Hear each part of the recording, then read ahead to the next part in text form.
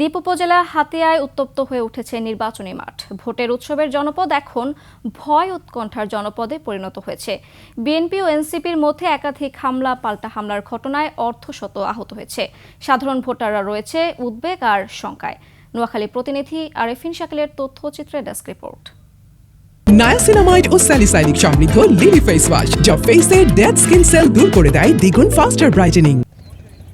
নোয়াখালীর সবচেয়ে প্রতিদ্বন্দ্বিতাপূর্ণ আসন দ্বীপাঞ্চল হাতিয়া নিয়ে গঠিত নোয়াখালী ৬। এই আসনে বিএনপি মনোনীত প্রার্থী মাহবুবের রহমান শামীমের পাশাপাশি আছেন বিএনপির বিদ্রোহী আরও ২ জন প্রার্থী। এছাড়া প্রতিদ্বন্দ্বিতা করছেন এনসিপির আলোচিত প্রার্থী হান্নান মাসুদ। লড়াই অনেকটাই চতুর্মুখী।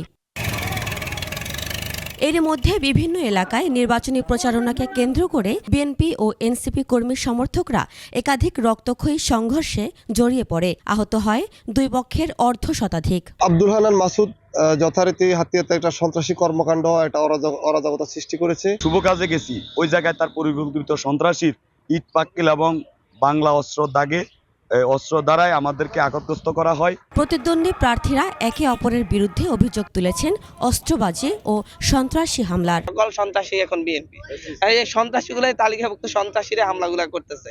এরা এলাকায় মানুষের উপর অত্যাচার করতেছে। কোষখালী বাজারে লাঠি সোটা নিয়ে তারা মিছিল করেছে, তাদের সাথে অস্ত্রশস্ত্র ছিল।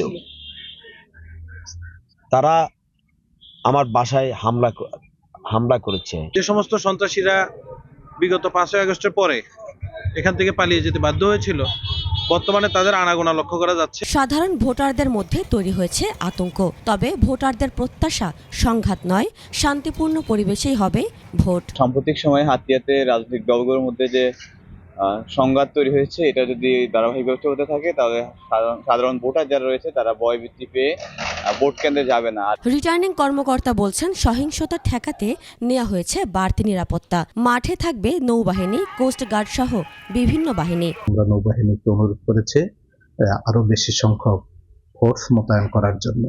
একই সাথে আমরা সেখানে আইন শৃঙ্খলা পরিস্থিতি সুষ্ঠু রাখার জন্য আমরা প্রয়োজনীয় সংখ্যক ম্যাজিস্ট্রেট সেখানে নিয়োগ করব। হাতিয়ায় মোট ১০৪টি ভোট কেন্দ্র রয়েছে। এর মধ্যে ঝুঁকিপূর্ণ হিসেবে ঘোষণা করা হয়েছে ৩৮টি কেন্দ্র।